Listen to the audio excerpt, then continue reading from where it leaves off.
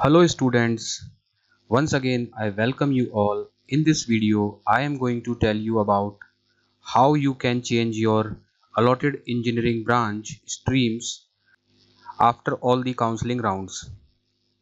काफ़ी स्टूडेंट्स हैं जो सोच रहे हैं कि उनको उनका मनपसंद कॉलेज मिलेगा नहीं मिलेगा, मनपसंद ब्रांच मिलेगी नहीं मिलेगी, मेरिट ज़्यादा गई तो क्या होगा, क्योंकि चॉइसेस लॉक हो चुकी हैं और अब आपने जिस ऑर्डर में कॉलेज चॉइस फिल की है उसी ऑर्डर में कॉलेज अलॉट होंगे। तो मैं सभी स्टूडेंट से कहना चाहूँगा कि पीछे जो हो गया वो हो गया, जो कॉलेज फिल कर दिए, जो चॉइसेस फिल कर दी वो हो चुकी हैं। अब आप आगे क्या कर सकते हैं, आपके पास क्या क्या ऑप्शन हैं ब्रांच चेंज करने के लिए, तो इस वीडियो में मैं आपको ब्रांच चेंज के बारे में ही बताऊँगा। तो वीडियो स्टार्ट करने से पहले सभी से रिक्वेस्ट है, चैनल सब्सक्राइब ज़रूर करें जिससे आपको सही गाइडेंस मेंटरशिप मिलती रहे और आगे आपसे कोई गलती ना हो। तो चलिए स्टार्ट करते हैं। ब्रांच चेंज करने के अभी आपके पास आने वाले दिनों में दो ऑप्शन रहेंगे और वो दो ऑप्शन कौन कौन से हैं। एक तो होता है इंटरनल स्लाइडिंग। और इंटरनल स्लाइडिंग रीप्रोसेस का ही पार्ट है, तो इसके थ्रू आप अपनी अलॉटेड ब्रांच को चेंज कर सकते हैं। उसके बाद अगर इसमें भी आपकी ब्रांच चेंज नहीं हो पाती है तो आपको जो दूसरा मौका मिलता है वो आपको मिलता है यूनिवर्सिटी लेवल पर। जब आपका कॉलेज में एडमिशन कंफर्म हो जाता है और आपकी फर्स्ट ईयर कंप्लीट हो जाती है और सेकेंड ईयर स्टार्ट होती है, तब यूनिवर्सिटी लेवल पर ब्रांच चेंज करने के फॉर्म आउट होते हैं जो कि आपको फिल करना होता है। आपके कॉलेज नोटिस बोर्ड पर वो चिपका दिया जाता है और आपको बता दिया जाता है कि जो भी स्टूडेंट्स ब्रांच चेंज करना चाहते हैं वह अप्लाई कर सकते हैं। तो दोनों ही तरीके से किस तरीके से ब्रांच चेंज की जा सकती है तो इसी बारे में मैं इस वीडियो में डिटेल में बताने वाला हूं। और रीप की ही काउंसलिंग में अगर इंटरनल स्लाइडिंग से भी आपकी बात नहीं बनती है तो आपके पास एट लास्ट डायरेक्ट एडमिशन का भी एक चांस रहता है जिसके अंदर आप कॉलेज और ब्रांच दोनों ही चेंज कर सकते हैं। तो ये सब कुछ कैसे होता है, चलिए करते हैं इसी पर बात। तो यहाँ सबसे पहले इंटरनल स्लाइडिंग की बात कर लेते हैं कि जब आपका 7th round upward movement complete हो जाएगा और रीप के जो सारे राउंड क्लोज हो जाएंगे और जितने भी बच्चों ने ऑनलाइन रजिस्ट्रेशन कर रीप के पोर्टल पर एडमिशन लिया है, ध्यान देना इस बात को, जिन्होंने ऑनलाइन रजिस्ट्रेशन कर रीप के पोर्टल पर रजिस्ट्रेशन कर एडमिशन लिया है रीप के थ्रू, उन सभी बच्चों को इंटरनल स्लाइडिंग का है जो वो चांस मिलता है इंटरनल स्लाइडिंग का। तो इंटरनल स्लाइडिंग में स्टूडेंट्स को ब्रांच चेंज करने का ऑफर दिया जाता है इंस्टीट्यूट लेवल पर। ये इंस्टीट्यूट लेवल पर ही होगा। सपोज आपको एमबीएम जोधपुर अलॉट हो गया है तो एमबीएम जोधपुर के लेवल पर ही आपकी इंटरनल स्लाइडिंग करके ब्रांच चेंज करने का आपको मौका दिया जाएगा। उसमें आपको क्या करना होता है कि स्टूडेंट को एक प्रेफरेंस लिस्ट होती है वो फिल करनी होती है और आपकी जो रीप की जो मेरिट होती है उसी के बेसिस पर आपको अवेलेबल सीट्स जो ब्लैंक रह जाती है उनमें आपको सीट अलॉट कर दी जाती है ब्रांच चेंज कर। But branch change having some rules जो मैं आपको बताऊंगा, इसलिए वीडियो तक लास्ट तक बने रहें और कंप्लीट इसे देखें जिससे आप आने वाले दिनों में सही डिसीजन ले सकें। तो फर्स्ट है इंटरनल स्लाइडिंग। बेसिकली क्या होती है मैंने बता दिया, इंटरनल स्लाइडिंग इंस्टीट्यूट लेवल पर होती है और रीप का जो प्रोसेस होता है उसी के अंडर इंटरनल स्लाइडिंग होती है। तो internal sliding basically branch change करने के लिए कॉलेज लेवल पर एक तरीका दिया गया है रीप के थ्रू, जिसमें आप अपनी ब्रांच कॉलेज लेवल पर चेंज कर सकते हैं। तो जब रीप के सारे राउंड्स कंप्लीट हो जाते हैं, जो कि 7th राउंड है, डायरेक्ट राउंड से पहले डायरेक्ट राउंड 8th राउंड है और जो 7th राउंड है, 7th राउंड के बाद आपको एक मौका मिलेगा इंटरनल स्लाइडिंग का। तो उस राउंड में आप क्या कर सकते हैं, कॉलेज लेवल पर आप अपनी ब्रांच को चेंज करने के लिए अप्लाई कर सकते हैं। इंटरनल स्लाइडिंग आपका कॉलेज आपको नोटिस बोर्ड पर ये लगा कर दे देगा, इन्फॉर्म कर देगा कि इंटरनल स्लाइडिंग प्रोसेस शुरू हो गया है। कई बार कुछ कॉलेज बताते भी नहीं है तो आपको ध्यान रखने की जरूरत है, अवेयर रहने की जरूरत है। आप कई बार ऐसा होता है कि कॉलेज नहीं बताएगा आपको कि इंटरनल स्लाइडिंग ब्रांच चेंज का राउंड स्टार्ट हो गया है, तो आपको खुद भी ध्यान देना पड़ता है इन चीज़ों में। सपोज आपको किसी कॉलेज में इलेक्ट्रिकल इंजीनियरिंग अलॉट हुई है और आप इलेक्ट्रिकल इंजीनियरिंग नहीं लेना चाहते, आपको कंप्यूटर साइंस लेनी है, तो उसी कॉलेज में आपके पास ऑप्शन होता है ब्रांच चेंज करने का। अगर कंप्यूटर साइंस में सीट्स वैकेंट रह जाती हैं, तो अगर आपके पास इलेक्ट्रिकल है और आपकी मेरिट अच्छी है, क्योंकि ये पूरी की पूरी तरीके से मेरिट बेस होता है, आपकी मेरिट अच्छी है, आप इलेक्ट्रिकल ब्रांच में थे, आपने सही तरीके से चॉइस ऑर्डर फिल नहीं किया था या दूसरे रीजन की वजह से आपको सीएस नहीं मिल पाई, पर आपकी मेरिट अच्छी थी, तो आपके पास चांस है इंटरनल स्लाइडिंग के through computer science branch choose करने का। और जनरली कहीं ना कहीं ये जो राउंड स्टार्ट होता है 7th राउंड के बाद, अपवर्ड मूवमेंट के बाद, कहीं ना कहीं चाहे कितना भी अच्छा कॉलेज हो, चाहे उसकी कितनी भी अच्छी ब्रांच हो, उसमें सीट्स कुछ ना कुछ खाली रह ही जाती है। जैसे कंप्यूटर साइंस की बात करें, अगर एमबीएम कॉलेज है तो वहाँ पर भी कुछ ना कुछ सीट्स तो कंप्यूटर साइंस में खाली रह ही जाती है, तो आपके पास एक चांस रहता है कि आप इस इंटरनल स्लाइडिंग का फ़ायदा ले सकें। और आपको अगर एमबीएम में कोई इलेक्ट्रिकल ब्रांच अलॉट हुई और आपकी मेरिट अच्छी है, तो आपके पास चांस है सीएस में जाने का। जहाँ तक मुझे पता है, पिछली बार एसकेआईटी जैसे कॉलेज में भी कंप्यूटर साइंस के अंदर टीएफडब्ल्यूएस की भी 3 सीटें खाली रह गई थी। तो कंप्यूटर साइंस के अंदर ऐसा नहीं है कि बड़े कॉलेज है तो उनमें खाली नहीं रहती है। मैं पुराने वीडियोस में बता चुका हूँ कि क्यों हर ब्रांच में सीटें खाली रह ही जाती हैं, क्योंकि रीप का जो प्रोसेस है उस प्रोसेस की वजह से ही सीटें खाली रह ही जाती हैं। जो 7th राउंड होता है उसके बाद भी सीट्स खाली हो ही जाती है। इसी वजह से गवर्नमेंट कॉलेजेस को भी डायरेक्ट एडमिशन्स में आना पड़ता है, उन्हें डायरेक्ट एडमिशन के भरोसे रहना पड़ता है। तो सीट्स तो खाली रह जाती हैं, बस आपको अवेयर रहने की ज़रूरत है और आपको सही टाइम पर राइट डिसीजन लेने की ज़रूरत है। तो इंटरनल स्लाइडिंग, अगर आपके पास सारे मौके छूट चुके हैं स्टार्टिंग में, तो इंटरनल स्लाइडिंग एक मौका रहता है जिसमें आप ब्रांच चेंज कर सकते हैं। तो ये कैसे कैसे होता है उसको देख लेते हैं। ये इंटरनल स्लाइडिंग का जो राउंड है वो आपके 7th राउंड के बाद स्टार्ट होगा, जिसकी जो टेंटेटिव डेट है वो 10th ऑफ सितंबर 24 है, और जो कि वैकेंट सीट्स होती हैं उन पर दिया जाता है। तो होता क्या है कि 7th round upward movement round है। अपवर्ड मूवमेंट जो राउंड होता है 7th, उसके बाद कॉलेजेस को एकदम क्लियर हो जाता है कि उनकी कितनी सीट्स फिल हो गई हैं, कितनी खाली बची हैं, क्योंकि काफ़ी स्टूडेंट 7th राउंड तक भी इधर उधर कॉलेजेस में स्विच कर देते हैं, छोड़ देते हैं, उनको अच्छे ऑप्शंस मिल जाते हैं। तो 100% अच्छे कॉलेजेस में भी क्या होता है, सीट्स ब्लैंक रह जाती हैं। कंप्यूटर साइंस जैसी ब्रांच में भी सीट्स खाली रह जाती हैं 7th राउंड तक आते आते। अभी इनिशियल लेवल पर मैंने बता दिया कि इनिशियल लेवल पर जो फर्स्ट राजस्थान का अलॉटमेंट होगा, तो वहाँ एक बार के लिए कुछ ऐसा लगेगा कि सीट्स ही नहीं बच रही, हमें मिल नहीं रहा कॉलेज। बट जब आप अपवर्ड मूवमेंट के बाद देखेंगे तो अपवर्ड मूवमेंट में काफ़ी चेंजेस हो जाएगा, और इंटरनल स्लाइडिंग जब होती है तो वहाँ पर भी अच्छे कॉलेजेस में, बड़ी ब्रांचेस में भी सीट्स थोड़ी बहुत खाली देखने के लिए मिल जाती हैं। बड़े कॉलेजेस में सीट चेंज का कंपटीशन थोड़ा टफ होता है, और थोड़े डाउन आ जाते हैं तो उसमें काफ़ी कम कंपटीशन हो जाता है, वहाँ पर सीट चेंज होने के ज़्यादा ऑप्शंस मिल जाते हैं। तो ये जो है 7th राउंड के बाद स्टार्ट होता है सीट चेंज का जो प्रोसेस है, जिसको इंटरनल स्लाइडिंग बोलते हैं। तो अगर आपको नहीं मिला है तो घबराने की जरूरत नहीं है, मिल भी सकता है अगर आपकी मेरिट अच्छी है तो कॉलेज लेवल पर क्या कर सकते हैं, जो कॉलेज अलॉट हुआ है उसी कॉलेज के अगर अंदर स्टूडेंट ब्रांच चेंज करना चाहता है तो ब्रांच चेंज कर सकता है। तो अभी टीएफडब्ल्यूएस का जो राउंड चल रहा है तो उसमें स्टूडेंट्स को घबराने की जरूरत नहीं है, उन्हें सही नॉलेज और सही मेंटर की जरूरत है जो उन्हें सही गाइड कर सके। तो अभी टीएफडब्ल्यूएस का राउंड चल रहा है और स्टूडेंट्स को उसमें टीएफडब्ल्यूएस सीट अलॉट हो रही है।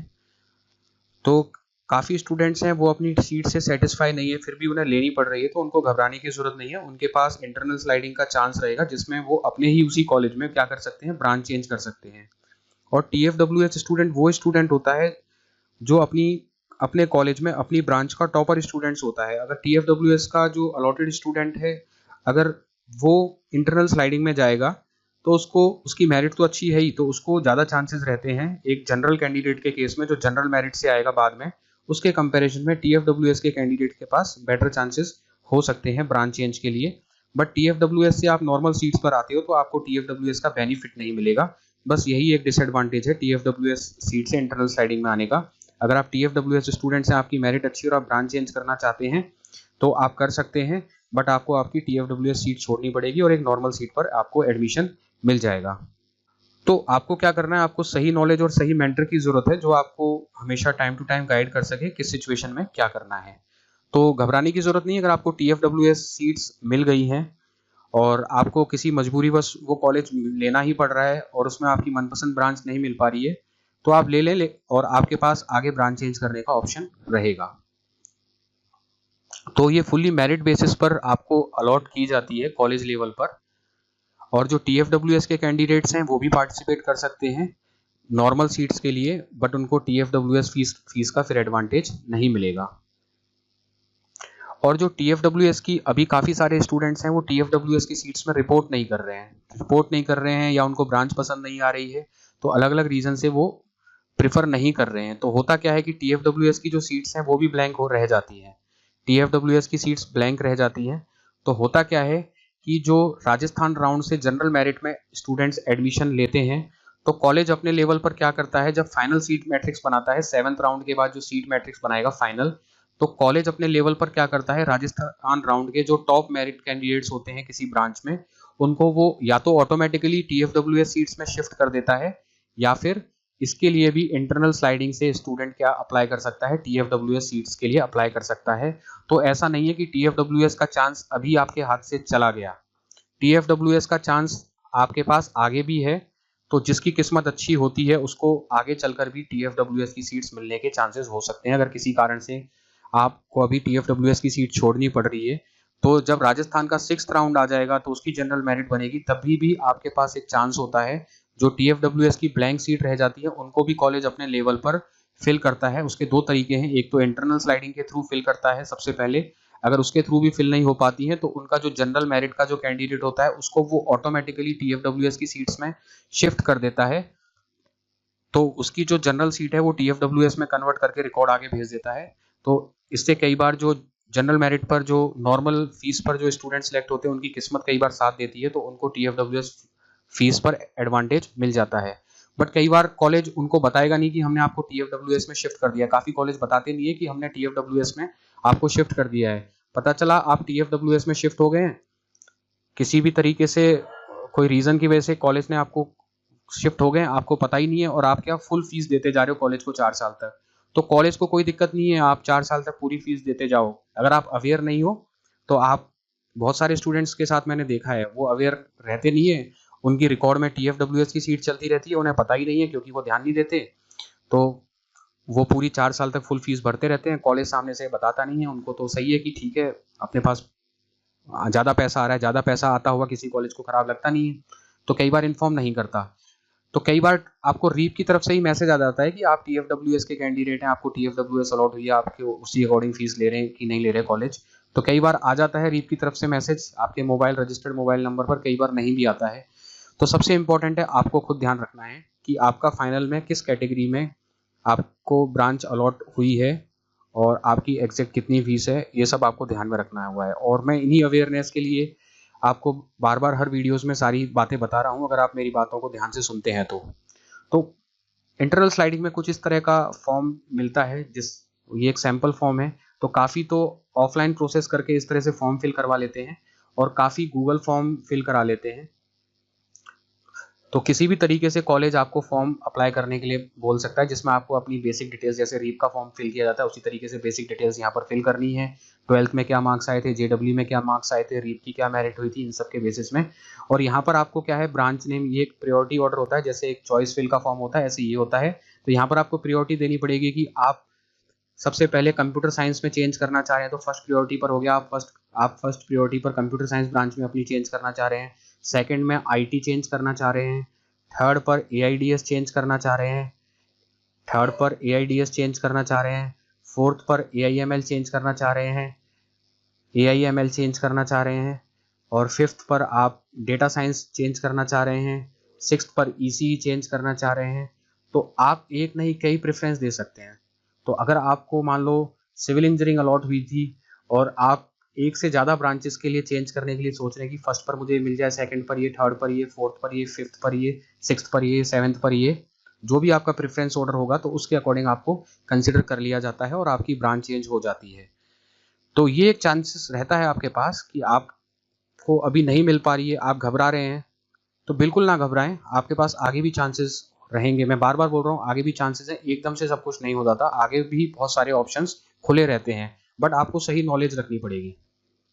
तो ये तो एक तरीका था, आप इंटरनल स्लाइडिंग के थ्रू अपनी क्या कर सकते हैं, ब्रांच चेंज कर सकते हैं। जब इसका प्रोसेस स्टार्ट होगा तब मैं डिटेल में वीडियो बनाकर और आपको इसके बारे में इन्फॉर्म कर दूंगा कि आपको किस तरीके से अप्लाई करना है, किस तरीके से राइट डिसीजन लेके आपको ब्रांच मिलने की पॉसिबिलिटी कैसे बढ़ सकती है। तो उस पर मैं उस टाइम पर वीडियो बनाकर आपको इन्फॉर्म कर दूंगा कि आपकी प्रोबेबिलिटी किस तरीके से बढ़ सकती है ब्रांच चेंज करने की। और जो सेकंड तरीका है वो यूनिवर्सिटी लेवल पर होता है। मान लीजिए आपने इंटरनल स्लाइडिंग भी कर ली, डायरेक्ट एडमिशन का भी ट्राई करके देख लिया, बट आपको ब्रांच चेंज नहीं हो पाई। तो अभी तक इंटरनल स्लाइडिंग का चांस था, 8th राउंड डायरेक्ट एडमिशन का होता है, वहां पर आपने ट्राई कर लिया बट दोनों ही तरीकों में आप फेल हो गए, आपकी ब्रांच चेंज नहीं हो पाई। तो आपके पास अगला तरीका कौन सा आएगा आफ्टर फर्स्ट ईयर, वो यूनिवर्सिटी लेवल पर होता है। तो इसके अंदर रीप के अंदर करीब 6-7 यूनिवर्सिटीज़ हैं जो इंजीनियरिंग का कोर्स ऑफर कर रही हैं। तो मेनली जहाँ पर जो मेन यूनिवर्सिटी है वो तो एक एमबीएम यूनिवर्सिटी हो गई, राजस्थान टेक्निकल यूनिवर्सिटी हो गई, और बीकानेर टेक्निकल यूनिवर्सिटी हो गई। तो ज़्यादातर स्टूडेंट्स आरटीयू या बीटीयू के कहलाते हैं। सबसे ज़्यादा स्ट्रेंथ आरटीयू और बीटीयू की होती है। सबसे ज़्यादा राजस्थान टेक्निकल यूनिवर्सिटी के पास स्टूडेंट एनरोल होंगे, उसके बाद बीकानेर टेक्निकल यूनिवर्सिटी के बाद पास स्टूडेंट एनरोल होते हैं, और उसके बाद एमबीएम यूनिवर्सिटी पर स्टूडेंट्स एनरोल होते हैं, और बाकी जो बची हुई यूनिवर्सिटीज़ हैं उन सब में स्टूडेंट्स एनरोल होते हैं। तो लगभग चाहे कोई भी यूनिवर्सिटी हो, इंडिया की कोई भी यूनिवर्सिटी हो, यहाँ पर मैंने एग्जांपल एमबीएम का लिया है, आरटी बीटीयू का। अगर आप किसी भी यूनिवर्सिटी हैं, लगभग सब में सेम रूल होता है अगर आपको सेकंड ईयर में ब्रांच चेंज करनी है। तो एमबीएम यूनिवर्सिटी में क्या होता है कि जब आपका सेकंड सेमेस्टर का रिजल्ट आ जाता है तो उसके बेसिस पर आप क्या कर सकते हैं, ब्रांच चेंज के लिए अप्लाई कर सकते हैं। कॉलेज का जो नोटिस बोर्ड होता है वहां पर नोटिस लगा दिया जाता है सेकंड ईयर कंप्लीशन के बाद कि ब्रांच चेंज प्रोसेस स्टार्ट हो गया है। तो नोटिस बोर्ड आपको चेक करना है और उस बेसिस पर आपको अप्लाई करना है। ब्रांच चेंज की कुछ नॉर्मल सी फीस होती है, वो आपको अप्लाई करनी देनी होती है, और आप एक फॉर्म फिल करके इसके लिए एलिजिबल हो जाते हो। और उसके लिए जो एमबीएम जोधपुर का जो क्राइटेरिया है उसमें जितना भी इनटेक है उसमें वो 10% सीट्स पर ही क्या करते हैं, 10% सीट्स पर ही क्या करते हैं, ब्रांच चेंज के लिए अलाउ करते हैं। एमबीएम जोधपुर क्या करता है, सिर्फ 10% सीट्स पर ही ब्रांच चेंज अलाउ करता है। ठीक है, तो मान लीजिए किसी ब्रांच में 60 सीट्स हैं तो उसका 10% हो गया 6 सीट्स। तो 6 सीट्स के लिए ही ब्रांच चेंज करने का ऑप्शन आएगा। अगर उसके पास 120 सीट्स हैं तो 12 सीट्स पर ब्रांच चेंज करने का आएगा, और जो वैकेंट सीट्स होती हैं उन पर तो कर ही सकते हैं, और जो वैकेंट रह जाती है उन पर तो कर ही सकते हैं। तो कंपटीशन काफ़ी टफ रहता है एमबीएम में ब्रांच चेंज करने का, लेकिन अगर आपकी मेरिट अच्छी है, आपने सेकंड सेमेस्टर तक अच्छा रिजल्ट स्कोर किया है, तो इतना मुश्किल भी नहीं है, हो जाता है जो मेरिटोरियस स्टूडेंट्स हैं। तो अगर आपको एमबीएम जोधपुर में अच्छी मेरिट है, अच्छे पढ़ने वाले हैं, और आपको इलेक्ट्रिकल ब्रांच मिली है, सिविल ब्रांच मिल रही है या केमिकल मिल रही है, आप उससे आपको वो पसंद नहीं है, तो आप क्या कर सकते हो, ब्रांच चेंज कर सकते हो। होता क्या है, अभी आपको केमिकल मिल गई, बिल्डिंग कंस्ट्रक्शन मिल गई, आप बिल्कुल खुश नहीं हो। फर्स्ट ईयर क्या होता है, सभी का कॉमन होता है, फर्स्ट ईयर कॉमन सिलेबस होता है। तो आप किसी भी ब्रांच में हो, सभी का सेम कंपटीशन फाइट करके आपको यूनिवर्सिटी में मार्क्स लेके आने पड़ेंगे। तो वहां पर सारे स्टूडेंट फर्स्ट ईयर में सेम हो जाते हैं। आप ये सोचें कि नहीं मैं उससे ज़्यादा मार्क्स नहीं लेके आ पाऊंगा, तो ऐसा सोचना गलत है। फर्स्ट ईयर सब कॉमन होता है, सभी के सेम कंपटीशन होता है, सेम लेवल होता है, और कॉलेज में पहुंचने के बाद ऐसा कुछ नहीं है कि जिसकी जेडब्ल्यू में अच्छी मेरिट थी वही टॉप करेगा। मैं बताता हूँ कि कोई भी टॉप कर सकता है। तो ऐसा स्टूडेंट भी अच्छे मार्क्स ला सकता है जो जिसकी कम मेरिट के बेसिस पर एडमिशन ले रहा है, उसके भी अच्छे मार्क्स आ सकते हैं, और वो चाहे तो अपनी ब्रांच को चेंज करवाना चाह रहा है तो इस बेसिस पर सेकेंड ईयर में चेंज करवा सकता है। कंपटीशन मैंने बता दिया थोड़ा सा टफ रहता है यहाँ पर इस स्टेज पर ब्रांच चेंज करने का। तो उसके लिए आपको क्या करना है कि आपके जो जो फर्स्ट 2 सेमेस्टर्स हुए हैं उसमें आपको क्लियर होने चाहिए, कोई बैकलॉग नहीं होना चाहिए, कोई पेपर ड्यू नहीं रहना चाहिए, और आपकी परसेंटेज अच्छी होनी चाहिए, तो आप ब्रांच चेंज कर सकते हैं। तो ये तो हो गया एमबीएम यूनिवर्सिटी जोधपुर के पॉइंट ऑफ व्यू से। अब हम बात कर लेते हैं राजस्थान टेक्निकल यूनिवर्सिटी और बीटीयू के पॉइंट ऑफ व्यू से। लगभग वही सेम रूल्स हैं, चाहे आप किसी भी यूनिवर्सिटी की बात कर लीजिए। तो यहाँ पर भी लगभग वही सेम रूल है। आफ्टर फर्स्ट ईयर आप एलिजिबल हो जाते हो, है ना, at the second year branch change के लिए हो जाते हो। तो आपको 1 ईयर कंप्लीट करना होता है कॉलेज में पढ़ते पढ़ते। और होता क्या है कि 1 साल में तो काफ़ी स्टूडेंट्स ड्रॉप कर देते हैं। जो ड्रॉप आउट्स होते हैं वो काफ़ी ड्रॉप करते हैं, फर्स्ट ईयर से सेकंड ईयर जाते जाते। तो ड्रॉप आउट रेट भी रहता है, तो आप सोचें कि सीट खाली होगी कि नहीं होगी, तो यहाँ तक आते आते भी बहुत सारी सीट्स खाली हो जाती हैं।